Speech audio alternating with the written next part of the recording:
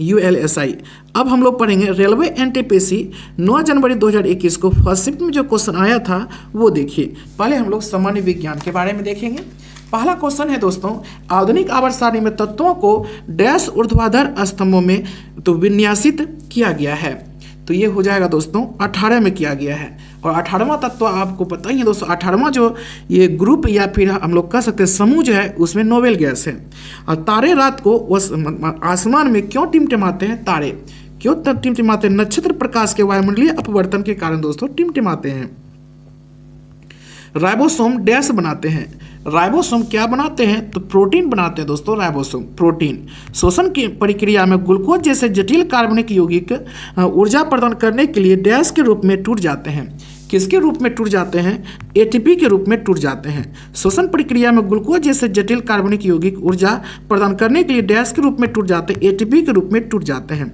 दंत चिकित्सकों द्वारा मरीजों के दांतों के बेरे प्रतिबिंब देखने के लिए किस प्रकार के दर्पण का उपयोग किया जाता है? तो याद रखिएगा अवतल दर्पण का। दंत चिकित्सकों द्वारा मरीजों के दांतों के बेरे प्रतिबिंब देखने के लिए किस प्रकार के दर्पण का उपयोग किया जाता है? अवतल दर्पण का। पृथ्वी को सूर्य के पराबैंगनिक विकिरण से कौन सुरक्षित रखता है? कौन सुरक्षित रखता है? ओजोन दोस्तों। पृथ्वी को सूर्य के पराबैंगनिक विकिरण से कौन सुरक्षित रहता है? ओजोन सुरक्षित रखता है। नेक्स्ट, उस स्मारक का नाम बताइए जो एक पुरातात्विक स्थल के सफल जीर्णोद्धार और संरक्षण का प्रमाण है। तो वो है दोस्तों सांची स्तूप। उस स्मारक का नाम बताइए जो एक पुरातात्विक स्थल के सफल जीर्णोद्धार और संरक्षण का प्रमाण है, सांची स्तूप है। इनमें से किस सार्वजनिक क्षेत्रक उद्यम को महारत्न का दर्जा प्राप्त है? महारत्न का दर्जा दोस्तों प्राप्त है, याद रखिएगा, यह है Indian oil corporation limited. Indian oil corporation limited. Next, क्षेत्रफल की दृष्टि से विश्व का छठा सबसे बड़ा देश कौन सा है? सबसे बड़ा देश दोस्तों ऑस्ट्रेलिया है। क्षेत्रफल की दृष्टि से विश्व का छठा सबसे बड़ा देश कौन सा है? ऑस्ट्रेलिया। पेरिस स्थित international institute of educational planning संयुक्त राष्ट्र के किस संगठन का ये अंग है? तो ये है दोस्तों यूनेस्को का अंग है। पेरिस स्थित international institute of educational planning संयुक्त राष्ट्र के किस संगठन का अंग है? यूनेस्को का अंग है। चिपको आंदोलन की तरह निम्नलिखित में से किसका लक्ष्य उत्तर कन्नड़ जिले में वनों की रक्षा करना था? तो ये हो जाएगा दोस्तों एपिको आंदोलन। चिपको आंदोलन की तरह निम्नलिखित में से किसका लक्ष्य उत्तर कन्नड़ जिलों में वनों की रक्षा करना था? तो एपिको आंदोलन। भारत के वन्यजीव संरक्षण अधिनियम 1972 में कितनी अनुसूचियां हैं? कितनी अनुसूचियां हैं दोस्तों? तो याद रखिएगा 6 अनुसूचियां हैं 1972 में। नेक्स्ट, सैनिक विद्रोह के दौरान गवर्नर जनरल कौन थे? सैनिक विद्रोह के दौरान लॉर्ड कैनिंग थे दोस्तों। सैनिक विद्रोह के दौरान गवर्नर जनरल कौन थे? Lord Canning. नेक्स्ट, किस नदी के विस्तार क्षेत्र को राष्ट्रीय जलमार्ग 2 कहा जाता है? तो याद रखिएगा ये ब्रह्मपुत्र के विस्तार क्षेत्र को कहा जाता है राष्ट्रीय राजमार्ग जलमार्ग नंबर 2। नेक्स्ट, डैश ने ब्राह्मणी और खरोष्टी लिपियों को व्याख्यांकित किया जिनका उपयोग पहले के शिलालेखों के लेखन में किया जाता था। तो ये हो जाएगा दोस्तों जेम्स प्रिंसेप। डैश ने ब्राह्मणी और खरोष्टी लिपियों को व्याख्यांकित किया जिनका उपयोग पहले के शिलालेखों के लेखन में किया जाता था, जेम्स प्रिंसेप। इनमें से कौन एक संचार प्रोटोकॉल है? संचार प्रोटोकॉल है दोस्तों एचटीटीपी है। नेक्स्ट, निम्नलिखित में से किन नेताओं ने ताशकंद समझौते पर हस्ताक्षर किए? ताशकंद समझौते पर हस्ताक्षर किए लाल बहादुर शास्त्री और अयूब खान। लाल बहादुर शास्त्री और अयूब खान ने किए दोस्तों। नेक्स्ट, किसी भी कंप्यूटर सिस्टम का मस्तिष्क किसे कहा जाता है? किसे कहा जाता है? सीपीयू को कहा जाता है, याद रखिएगा सीपीयू को कहा जाता है। गेट का उत्तराधिकारी संगठन कौन सा है? गेट का WTO है दोस्तों, WTO। नेक्स्ट, स्वतंत्रता के बाद दूसरी पंचवर्षीय योजना 1956 से 61 के दौरान जर्मनी के सहयोग से किस इस्पात संयंत्र की स्थापना की गई थी? किसकी की गई थी? राउरकेला इस्पात संयंत्र की स्थापना की गई थी जर्मनी के सहयोग से। कौन सी पंचवर्षीय योजना दोस्तों? दूसरी पंचवर्षीय योजना 1956 से 61। दुर्गापुर का किया गया छठी पंचवर्षीय योजना में और बाकी सब तो दूसरा में। नेक्स्ट, जनसांख्यिकी संक्रमण को निम्न में से तृतीय में किया गया था उसका दोस्तों। जनसांख्यिकी संक्रमण को निम्न में से किसके रूप में वर्णित किया गया है? तो इसका आंसर हो जाएगा एक समय के बाद समाज की जनसंख्या में परिवर्तन की एक प्रक्रिया। एक समय के बाद समाज की जनसंख्या में परिवर्तन की एक प्रक्रिया। सूचना और संचार प्रौद्योगिकी यानी IST जो अभी RMSA के अधीन एकीकृत है को डैश वर्ष में लॉन्च किया गया था। डैश वर्ष में लॉन्च किया गया था दोस्तों, 2004 में लॉन्च किया गया था। सूचना और संचार प्रौद्योगिकी IST जो अभी RMSA के अधीन एकीकृत है, को डैश वर्ष में लॉन्च किया गया था 2004 में। ओपेक का मुख्यालय कहाँ है? ओपेक का मुख्यालय वियना में है। भारत की पहली मानव चलित अंतरिक्ष उड़ान का नाम क्या है? मानव चलित, याद रखिए, मानव चलित अंतरिक्ष उड़ान का नाम क्या है दोस्तों? तो यह है गगनयान, गगनयान है। कृत्रिम उर्वरक पहली बार डैश शताब्दी के दौरान निर्मित किए गए थे? तो ये हो जाएगा 19वीं शताब्दी के दौरान किए गए थे। पॉलिटिक्स ऑफ जुगाड़ द कोआलिसिस हैंडबुक के लेखक कौन है दोस्तों? तो याद रखिएगा, ये सवा नकवी हैं दोस्तों। द कोआलिसिस हैंडबुक के लेखक, पॉलिटिक्स ऑफ जुगाड़ द कोआलिसिस हैंडबुक। इनमें से भारत के किस वायसराय ने निर्वाचित स्थानीय सरकारी निकायों के सृजन की पहल की थी?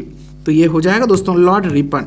इनमें से भारत के किस वायसराय ने निर्वाचित स्थानीय सरकारी निकायों के सृजन की पहल की थी? लॉर्ड रिपन ने की थी। अब हम लोग पढ़ेंगे दोस्तों इंपॉर्टेंट पॉइंट। जल, देखिए, जल अधिनियम यानी जल संरक्षण और प्रदूषण अधिनियम की स्थापना 1974 में हुई थी। वायु संरक्षण एवं प्रदूषण अधिनियम की स्थापना 1981 में हुई थी दोस्तों। पर्यावरण संरक्षण अधिनियम 1986, पर्यावरण संरक्षण अधिनियम 1986, वन्यजीव संरक्षण अधिनियम 1972, वन्यजीव संरक्षण अधिनियम 1972, वन अधिनियम 1927, जल संरक्षण एवं प्रदूषण अधिनियम 1974, वायु संरक्षण एवं प्रदूषण अधिनियम 1981, पर्यावरण संरक्षण अधिनियम 1986, वन्य जीव संरक्षण अधिनियम 1972, वन अधिनियम 1927। नेक्स्ट, इस्पात संयंत्र और सहयोगी देश देखिए। राउरकेला इस्पात संयंत्र ये उड़ीसा में है दोस्तों। जर्मनी के सहयोग से ये बना है द्वितीय पंचवर्षीय योजना में। याद रखिए, राउरकेला इस्पात संयंत्र ये उड़ीसा में जर्मनी के सहयोग से बना है द्वितीय पंचवर्षीय योजना में। भिलाई इस्पात संयंत्र दोस्तों ये छत्तीसगढ़ में है, ये सोवियत संघ की सहायता से बना है, ये भी द्वितीय पंचवर्षीय योजना में बना है दोस्तों। भिलाई इस्पात संयंत्र छत्तीसगढ़ में है। बोकारो इस्पात संयंत्र ये दोस्तों झारखंड में है। बोकारो इस्पात संयंत्र झारखंड में है, ये भी सोवियत संघ के सहयोग से बना है बोकारो इस्पात संयंत्र। और दुर्गापुर इस्पात संयंत्र पश्चिम बंगाल में, यह तृतीय पंचवर्षीय योजना में बना है दोस्तों, यूनाइटेड किंगडम की सहायता से, यानी ब्रिटेन की सहायता से। ये चारों काफी इंपॉर्टेंट है दोस्तों। राउरकेला द्वितीय पंचवर्षीय योजना में जर्मनी के सहयोग से उड़ीसा में है। भिलाई इस्पात संयंत्र ये दोस्तों सोवियत संघ की सहायता से द्वितीय पंचवर्षीय योजना में छत्तीसगढ़ में है। बोकारो इस्पात संयंत्र झारखंड में है, इस सोवियत संघ के सहायता से बना है दोस्तों, ये भी बना है द्वितीय पंचवर्षीय योजना में। दुर्गापुर इस्पात संयंत्र पश्चिम बंगाल में दोस्तों, ये यूनाइटेड किंगडम की सहायता से बना है तृतीय पंचवर्षीय योजना में। सिर्फ ये तृतीय पंचवर्षीय योजना में है, बाकी तीनों दोस्तों हैं द्वितीय पंचवर्षीय योजना में। नेक्स्ट, एक साइड पुस्तक, दूसरे साइड लेखक। नेक्स्ट, देखिए, half the night is gone, तो ये अमिताभ बागची लिखे हैं। याद रखिए, half the night is gone Amitabh Bagchi लिखे हैं। पॉलिटिक्स ऑफ जुगाड़ ये सवा नकवी लिखे हैं। पॉलिटिक्स ऑफ जुगाड़ सवा नकवी लिखे हैं। और who stole my job Sunil Mishra लिखे हैं। Who stall my job Sunil Mishra लिखे हैं। द फॉर फील्ड माधुरी विजय लिखे हैं। द फॉर फील्ड माधुरी विजय लिखे हैं। A song of India Ruskin bond लिखे हैं। A song of India Ruskin bond लिखे हैं दोस्तों। नेक्स्ट, रेलवे NTPC 9 जनवरी 2021 को सेकंड शिफ्ट में जो क्वेश्चन पूछा गया था वो देखिए दोस्तों। पहला क्वेश्चन है, वीडियो ग्राफिक्स एरे यानी VGA रंगीन ग्राफिक्स प्रदर्शित करने की एक प्रणाली है। यह किसके द्वारा विकसित की गई है? किसके द्वारा दोस्तों ये विकसित की गई है? तो याद रखिएगा, ये IBM के द्वारा ये विकसित की गई है। IBM के द्वारा। एक वयस्क मानव शरीर में हड्डियों की संख्या कितनी होती है? हड्डियों की संख्या कितनी होती है? 206 होती है दोस्तों। GSLV का पूर्ण रूप क्या है? GSLV का पूर्ण रूप याद रखिएगा, जियो सिंक्रोनस सैटेलाइट लॉन्च व्हीकल। जियो सिंक्रोनस सैटेलाइट लॉन्च व्हीकल है। नेक्स्ट, इस ब्रह्मांड में मौजूद प्रत्येक वस्तु जो पदार्थ से निर्मित है उसे वैज्ञानिकों ने क्या नाम दिया है दोस्तों? वैज्ञानिकों ने क्या नाम दिया है? तो याद रखिएगा, द्रव्य नाम दिया है, यानी मैटर नाम दिया है। OCR का पूर्ण रूप क्या है? OCR का पूर्ण रूप दोस्तों ऑप्टिकल कैरेक्टर रिकॉग्नाइजेशन है। ऑप्टिकल कैरेक्टर रिकॉग्नाइजेशन है। किस प्रकार के कोयले में कार्बन की प्रतिशत मात्रा सर्वाधिक होती है? तो ये हो जाएगा दोस्तों एंथ्रेसाइट। किस प्रकार के कोयले में कार्बन की प्रतिशत मात्रा सर्वाधिक होती है? एंथ्रेसाइट।